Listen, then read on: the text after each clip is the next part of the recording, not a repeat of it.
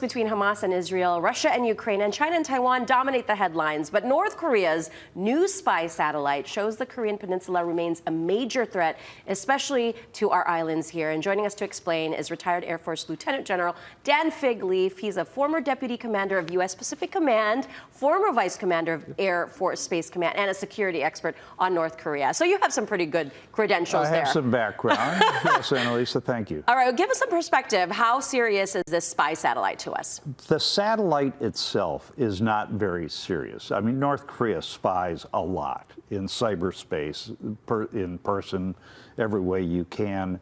So they'll get some more information. But there are two things that are very important about this.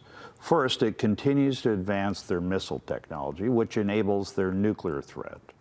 And secondly, it shows that they really don't care about UN sanctions. And just to put it bluntly, that our deterrence is not working. Strong talk from the U.S. and our Republic of Korea allies and the sanctions and shows of force like a carrier visit and a nuclear sub, they're not having the desired effect. Our deterrence isn't working.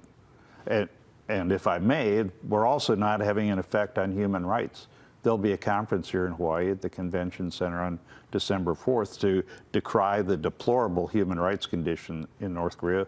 But U.S. policy hasn't changed that either. So we're at a point where Sumi Terry, a North Korean analyst, doing an interview on a podcast I listened to about her upcoming documentary Beyond Utopia, said it's not working in either regard. And I think she knows. So my view is we have to recognize the threat, appreciate that it's a threat to Hawaii and all of the United States, and a nuclear threat. As you said, we have Hamas and Israel, we have Russia and Ukraine, and China and Taiwan.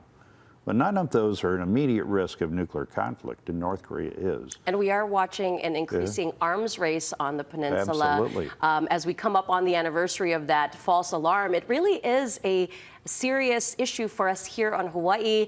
We saw some pictures that North Korea released of Kim Jong-un looking at Pearl Harbor, Hickam Air Force Base, and Guam. So Yes. those are serious threats. And in fact, this new satellite, again, not the most important part of the incident, but is said to be surveilling Guam.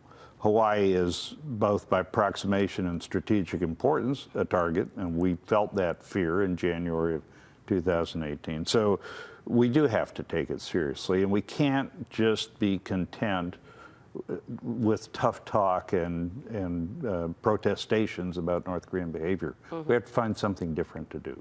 Well, tell us, I guess, going forward, what should we be thinking about? And again, you mentioned this forum on December 4th. Well, we should continue strong deterrence. I would recommend that we talk less and act more and get rid of the bluster that doesn't help very much. On human rights, their record is deplorable. We can't just give them a pass on that. But there's one area that we haven't been serious about, and that's making peace, ending the Korean War. I believe we can do that while maintaining deterrence and insistence on improvement in human rights. You know, the war was paused in 1953. I was 1 year old. That's okay.